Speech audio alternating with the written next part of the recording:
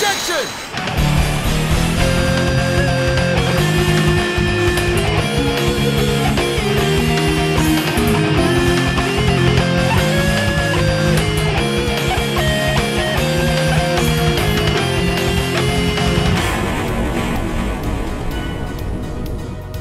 Hello, every pony! I'm Master Code, your race analyst, and today we return to the epic crossover that is MLP and Transformers. In the previous arc, Chrysalis opened a portal to Cybertron, allowing the Decepticons to conquer all of Equestria. But with the main six teaming up with Optimus Prime and the Autobots, they quell the threat to their home and send Megatron and his bots packing. Until now. Now we begin the second arc of the crossover, with Megatron wanting to capture Equestria's magic and its mythical artifacts for his own fiendish plans. So with that being said, let's dive into issue number 1 of The Magic of Cybertron. One of the first aspects I appreciate that was brought over from the previous arc is a character lineup with descriptions. This is extremely helpful for some pony like me who, once again, has little knowledge of the expanded Transformers universe. I know what Cybertron is, I know who the good guys are, who the bad guys are, and their respective leaders. Other than that, I know almost nothing about most of any of the other bots. And these quick descriptions are great in providing enough information to suffice my lack of knowledge. In turn, this is also helpful for any Transformers fan who know little to nothing about the MLP and its vast amount of characters. Anyway, Megatron has sent his minions to harvest magic from Equestria, and they eventually locate a mysterious, powerful crystal. Meanwhile, Soren coaxes the Wonderbolts to investigate the magical portal created by Megatron, and immediately regrets it. Freeze! Oh, this isn't where I parked my car.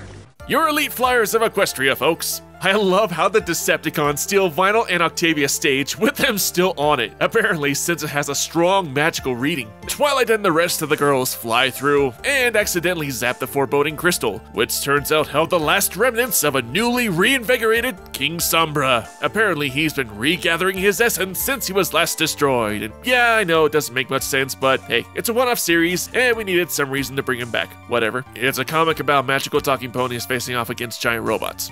I'll buy it. And I also like that Sombra doesn't screw around and almost immediately takes control of half the main six and most of the bots in the area. It's almost like he learned something from his last encounter. Seriously though, we got a good conflict written with him controlling the giant mechanized warriors with magic and has now firmly established himself as a legit threat to conquer and now plans to take over the world.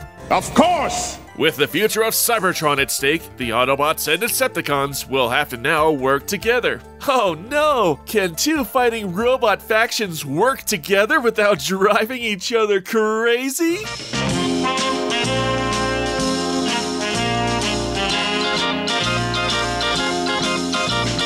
Also, like the previous arc, there are 2 stories per issue. Story 2, A Real Mother, starts off with Aunt Lofty and Holiday searching for Scootaloo in the futuristic city of Cybertron. Of all the characters in MLP, this seems like an odd choice to include these two in such an adventure. However, it does actually make sense, as we'll see in a bit. Also, just a quick tangent, this situation once again further affirms why these two are Scootaloo's real parents. They went out of their way to travel across dimensions to a dangerous, unknown planet of giant robots to save their missing niece. And where are her actual parents, Snapshutter and Main Allgood? Oh, probably in some Celestia forsaken location doing research. Though, even if they did come on this rescue mission, they'd probably just investigate the local resources first and eventually search for their daughter along the way. See the link in the description to see an extended discussion on why Scootaloo's parents suck. Moving on, the couple have some simple but funny dialogue as they get acclimated to the new environment. All of a sudden, they're met by Arcee, who, if you recall, with the help of Rarity, defeated some bots in the previous arc.